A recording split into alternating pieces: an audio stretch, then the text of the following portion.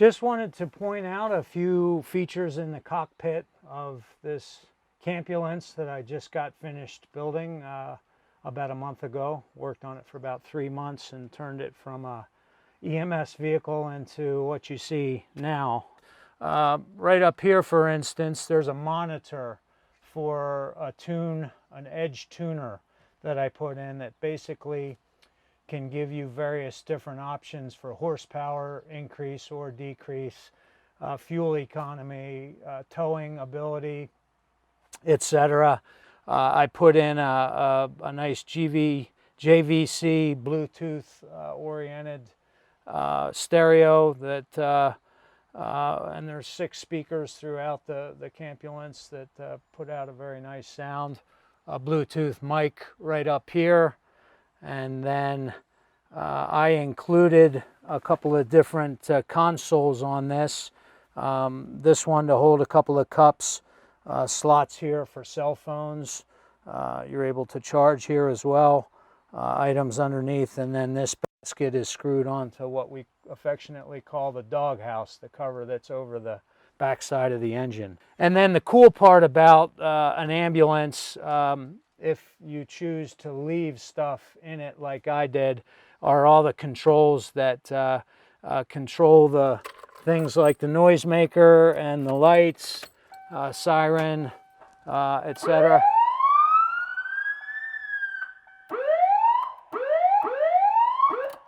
Anyway, we'll quit bothering the neighborhood with that. There is a radio over here too that you can make noise on outside with just keying the mic. Various different horns up here. This is a map light, fully functional, that is kind of nice if you're driving at night and you don't want to light up the dome light. I did install an LED light strip here to bypass the regular dome lights, and it creates quite a bit of light up here in the cockpit, which is nice for when you're not driving and you want to read or what have you. And so even though it's a very basic galley setup, it's fully functional with a 2-burner propane stove, the sink, which is right here.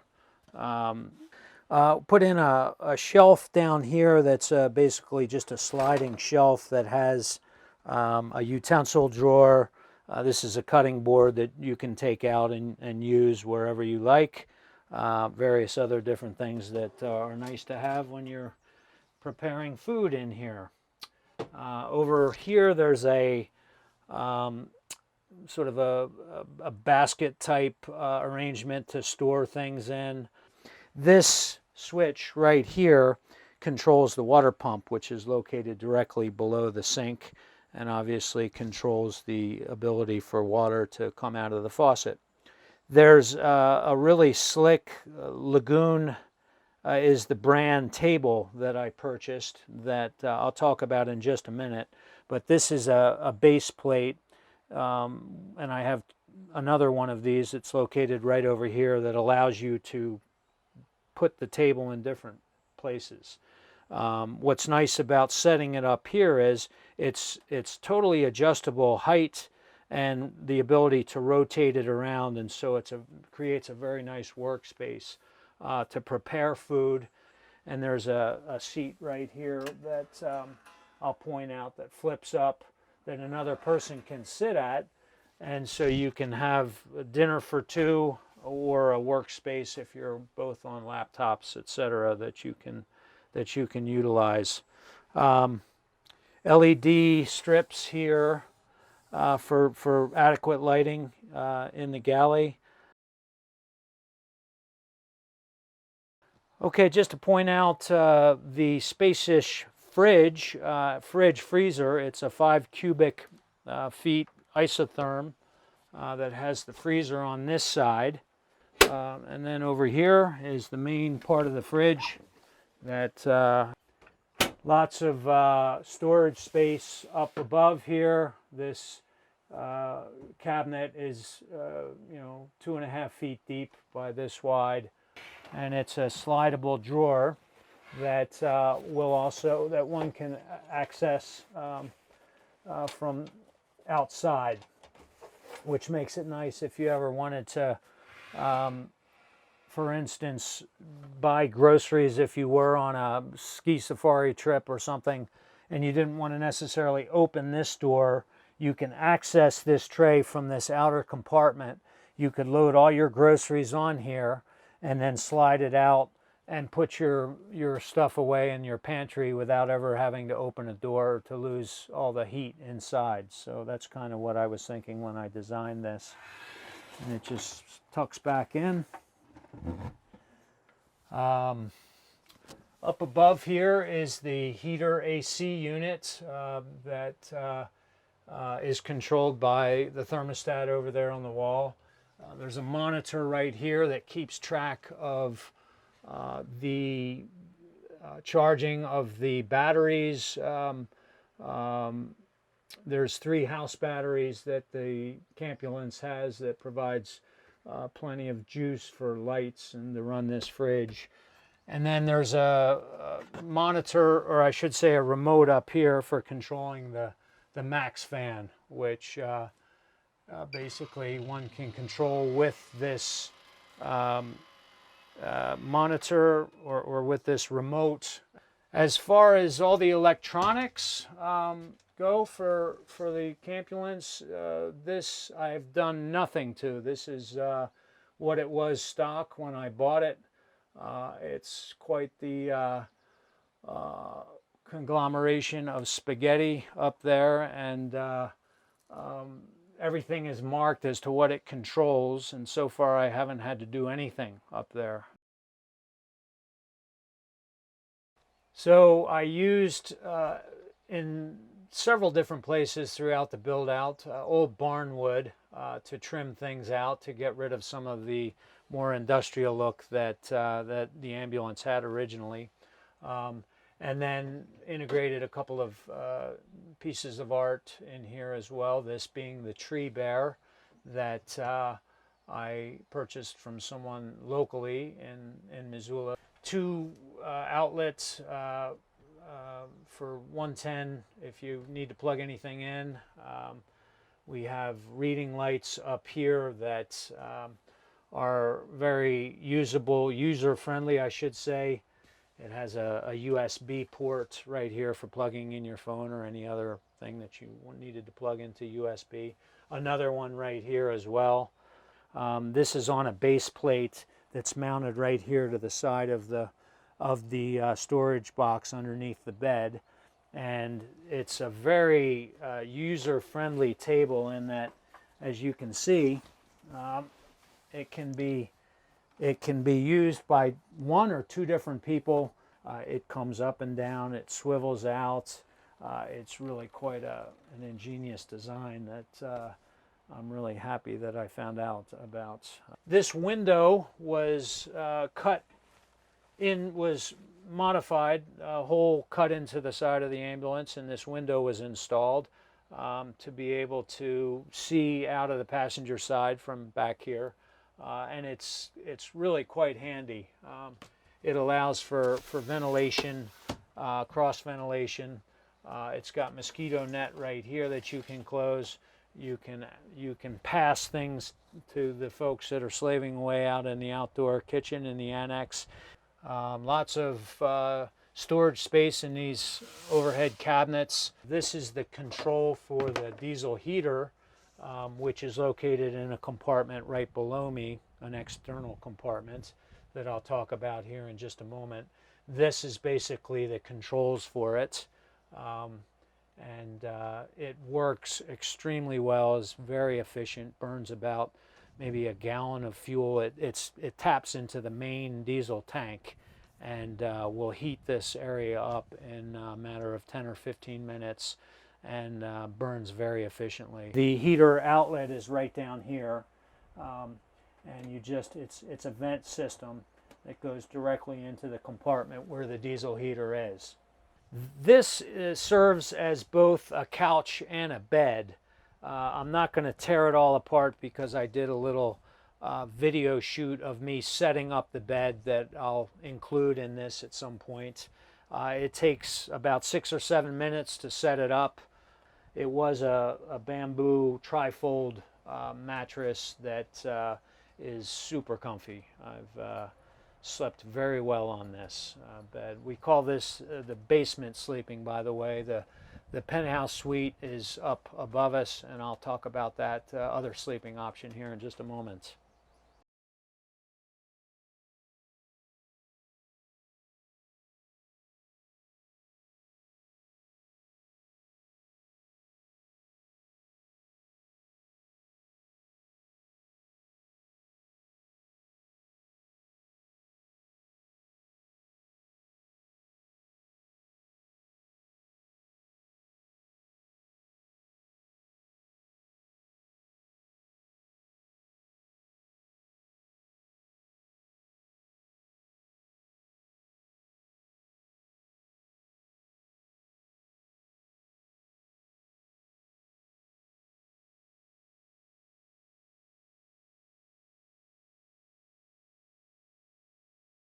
So I just wanted to point out a nice wood panel with a tree on it. Not exactly. It's a panel that is covering up a 43-inch Sony flat screen TV that I'll show you here in just a moment. This is on a mount that allows you to pull the TV out 26 inches and swivel both directions.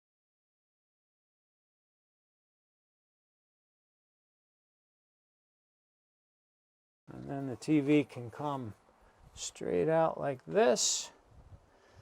The nice thing about this is it can be turned this way, and you could actually, watch it very comfortably from here. Or if you wanted outdoor viewing, you can turn it this way and set your chairs out on the outside and watch it as well. This is a compartment that opens up. I put shoe storage hanging from the door. There's a hanging bar right up here, and then it has a couple of shelves on it. It's also a storage place for the curtain rod for the outdoor shower. And that is basically, that fits between the two doors back here. And I have a shower curtain that goes across this, and then I can attach a shower head to this holder right up here that's coming from that solar shower right over there that allows one to take a hot shower. While I'm back here, I might as well talk about the marine grade external speakers that are on the back here. You can turn these on and off via a switch right inside here that I forgot to mention.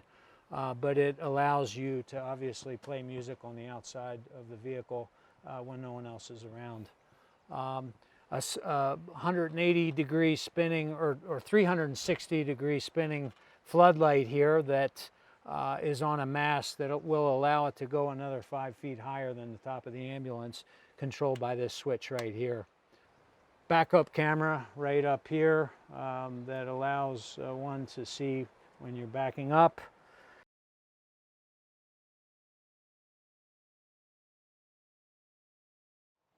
Say a few things about the back of the Campulance while the two doors are open. I do have a mosquito net door that works really well. So this is really well thought out, if I may say so myself. This basically just snaps onto all these snaps that are along the top of the door right here and all the way down both sides. Totally covers up the back here and still be able to zip the zipper up and down to be able to come in and out easily. This is the shower head that attaches to the back of the solar shower.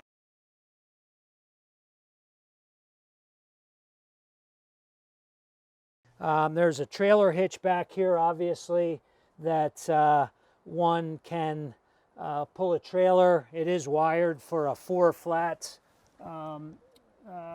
trailer hitch type of wiring. And then this bike rack is really slick. It allows you to carry 4 bikes on it. You can attach it here Obviously, for ease of coming in and out the door, I've taken the pins out and it just swings away and out of the way so you can operate both doors. Exhaust for the generator, which is right here, which is right inside this compartment that I'll talk about here in just a moment. This is a good opportunity to talk about these rollers that are right up at the back of the rack that allow for ease of putting boats and other things on and off the rack. Two rollers, don't really need this one below the rooftop tent unless you're planning to take it down, but it sure works great over here for putting the canoe up and down off of the rack. So just a couple of things here along the driver's side of the Campulance that I wanted to point out. Shoreline power station is right here. I have a couple of different cords that I'll talk about here in just a minute that gives you about 50 feet of range between shoreside power and where you can plug in if you're in a place where you can use that, which I would certainly recommend. And then here is sort of the utility space of the Campulance that wanted to chat a little bit about. Basically, all ambulances have inverters. This one has a 2,000 watt inverter that came with it that allows one to run off of shoreside 110 as well as 12 volt, which I'll talk about here in just a moment. I have two different 6-gallon potable water tanks on this side, two on the other side as well. The lighter blue tank is for the gray water coming out of the sink that's easy to pop in and out and change. I have a box here that allows the generator to, which I'll talk about in just a moment, to recharge the 3 house batteries that I have that just requires flipping a switch if you're not plugged into shoreside power. A rechargeable spotlight right here, a 6-ton hydraulic jack, and then the accumulator and the water pump, the plumbing basically is all mounted on the side of this particular compartment. Have two 7.5-gallon propane tanks over on this side that basically work for the 2-burner stove up in the galley. This is on a slidable tray, cordless chainsaw, which is always nice to have. So you're getting away from a combustible fuels saw. This is one of the cords that I have that one can use. It's a 30-footer. The other one I have in the next compartment over is a 25-footer, giving you 55 feet of space to be able to plug in. All these cabinets, by the way, do have lights, dome lights in them that when you open the doors light up. The next compartment over has a 2-burner grilling stove that's also propane. It's on a slide-out tray. The diesel fuel tank or fill hose is right here, obviously. And then back here, we have another compartment that holds the generator, which is a very 3,800 watts, very quiet generator that allows you to recharge batteries and to run appliances and such if you're not plugged in. Up here, as mentioned, this is the solar shower. I haven't done the calculations, but would guess that it holds somewhere between 12 and 13 gallons, which allows for several showers, obviously. And if you're parked in the right aspect, it doesn't take long to heat up to 100+ degrees. So it's a nice option for being able to shower when you're out in the boondocks. So the front of the truck is mostly stock. I have added some driving lights.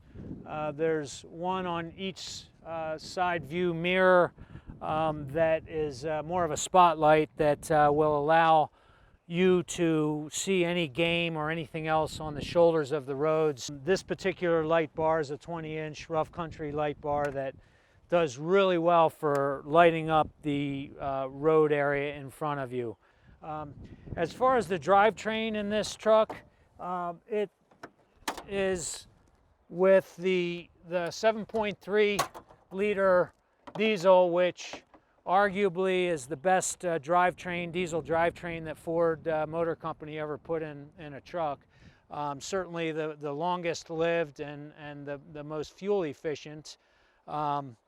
This particular truck only had 76,000 miles on it when I purchased it. It's just over 77 now. So I haven't put that many miles on it, but they've all been trouble-free. And surprisingly enough, this truck, when it's fully loaded with fuel, all the different fluids that one takes, on the trip that I just got back from yesterday, I averaged 15 miles a gallon on it. So it does really well. Everything has been serviced to a T with this, always. It just came out of service last year. So it's always been lived inside, always plugged in, and always had all the fluids and filters changed when recommended. 2 alternators on it, which is nice. It looks like they've recently been replaced with new ones. The glow plugs also have been recently replaced. Have good Wildcat country tires here that are new, or actually they have about 1,000 miles on them now. New tires actually all the way around. It has dual tires on the back, so there are 6 new sets of 10-ply tires that will take you on and off the road just fine. Here's the spotlight I was talking about just a minute ago. This is just the cover that pops off right here. And then wanted to point out a couple of things up on the rack up here. We have an extra wide rocket box up there. Next to that is the spare tire, which is bolted into that rack up there, so there's no vibration. Right next to that, which you can't see, is a 5-gallon propane tank that's lashed down to the rack as well. And then the Old Town Discovery canoe, 17-foot canoe that I love to take out whenever possible. So this is kind of a nifty compartment in that this opens up to the inside, or it actually did much more so than before we installed the refrigerator. There were just drawers here that you could access from the inside and the outside. And obviously we've taken up most of the space with that big isotherm 5-cube fridge that I talked about a moment ago. It's a place where I keep this telescoping ladder, which is super handy for being able to access the roof. The reason you might be wondering about why I didn't build a ladder on the back of the truck or on the side is because I didn't want to have the ability for someone to be able to scramble up there at any time, night or day, to help themselves to whatever might be on top. This is that tray that I was mentioning to you that slides out, and you have the ability to load groceries onto that. This is a step-down converter that goes from 12 volts to 24 volts. Right above that is the fuse block that has the fuses. Very easy access. There's an LED strip light back here that opens up, as well as alongside this door here that lights up when you open the door.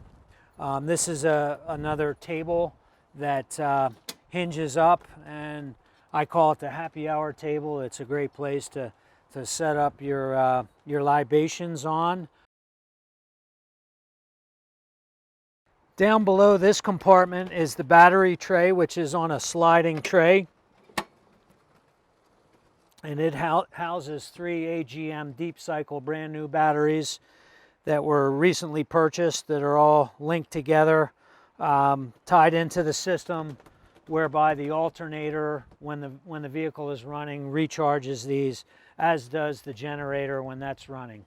It's got a cutoff switch right here as well that is handy. Instead of disconnecting one of the terminals, you can just flip this cutoff switch, and that's the battery tray.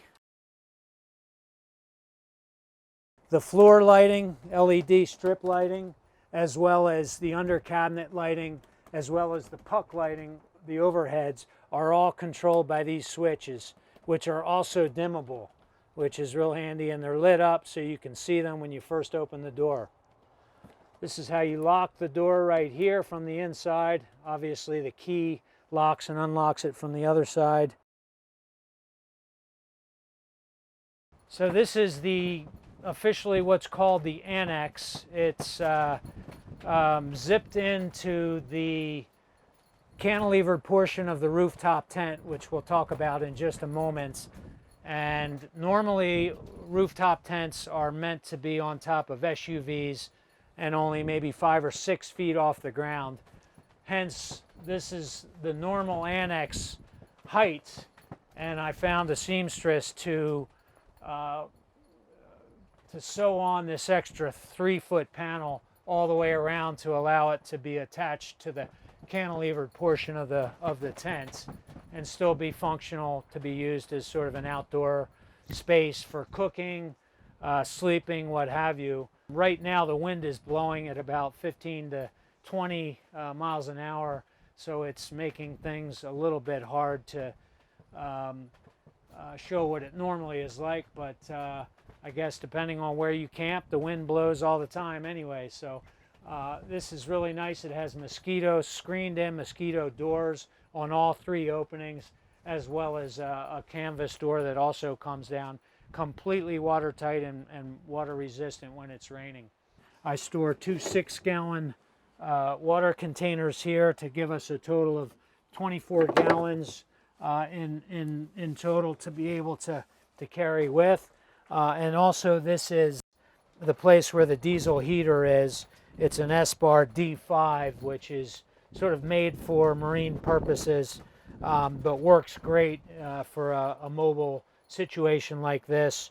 As I mentioned, it taps into the main diesel tank, burns very efficiently, and heats up this space in here with no fumes whatsoever of diesel. It's a very dry heat, and it works great for this type of application.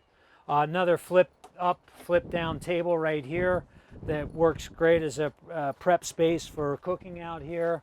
So I had a seamstress, the same seamstress that put this extension on, also made these as well, which snap in, Velcro into the sides, and allow for mosquito and critter free premises in here.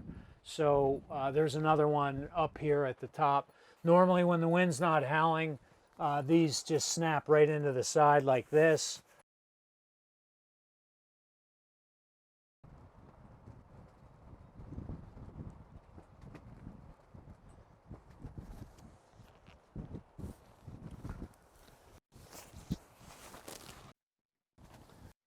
Hi everybody, and welcome to the coolest part of the Campulance. That's fondly known as the RTT, or rooftop tents. This is a CVT Mount Rainier extended series with the Stargazer option, which I love. These 2 panels of clear plastic through the tent itself, as well as the fly, which you can remove the fly if you need to. You can sleep either direction. It's a huge mattress. You could probably fit 4 or 5 people up here without any trouble whatsoever. Everything totally zips up if it is inclement weather, and you stay totally dry here. And it's really a super comfortable mattress, 3 inches thick. And really is quite easy to set up. We did a little video this morning of us setting it up. It only takes about 15 to 20 minutes to set everything up, including the annex, and it's just awesome being 9 feet off of the deck and sleeping on in a place where no rodents or any other critters might bother you.